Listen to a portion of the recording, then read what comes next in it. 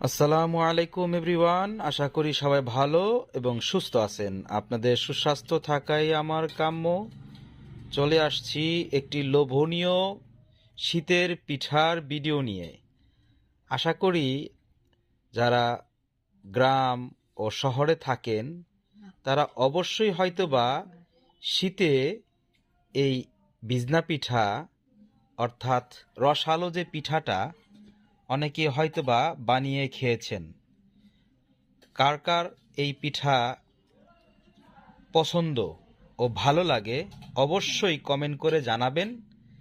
এবং আমার এই পিঠাটা আমার অর্ধাঙ্গিনী অর্থাৎ আমার বিবি তৈরি করেছে। আগে মায়ের হাতে বানানো পিঠা খেতাম, এখন বিয়ে করার পর থেকে কেন জানি এটা পরিবর্তন হয়ে গেছে। এখন আমার বউ আমাকে বানিয়ে খাওয়ায়, মা এখন আর বানায় খাওয়ায় না, কারণ মা এখন রিটায়ার্ড। এখন সে তার বউর হাতের পিঠা খায়। এবং দোয়া করবেন যাতে এরকম যতদিন আমার মা বেঁচে থাকে আমার বউ যাতে আমার মাকে এরকম সুস্বাদু পিঠা বানিয়ে খাওয়াতে পারে। দুইজনের জন্যই দোয়া করবেন। ভালো থাকবেন, সুস্থ থাকবেন। আল্লাহ হাফেজ। আসসালামু আলাইকুম এভরিওয়ান, আশা করি সবাই ভালো এবং সুস্থ আছেন। আপনাদের সুস্বাস্থ্য থাকাই আমার কাম্য। চলে আসছি একটি লোভনীয় শীতের পিঠার ভিডিও নিয়ে।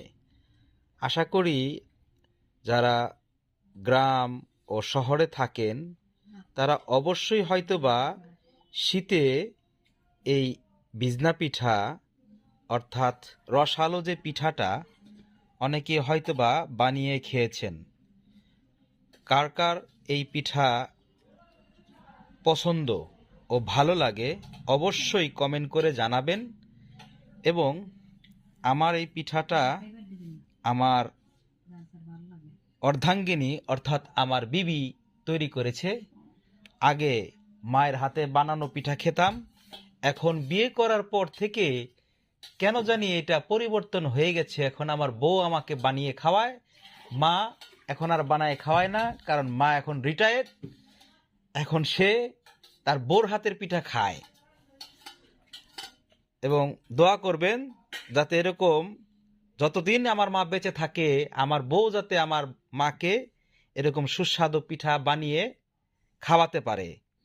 দুইজনের জন্যই দোয়া করবেন। ভালো থাকবেন, সুস্থ থাকবেন। আল্লাহ হাফেজ।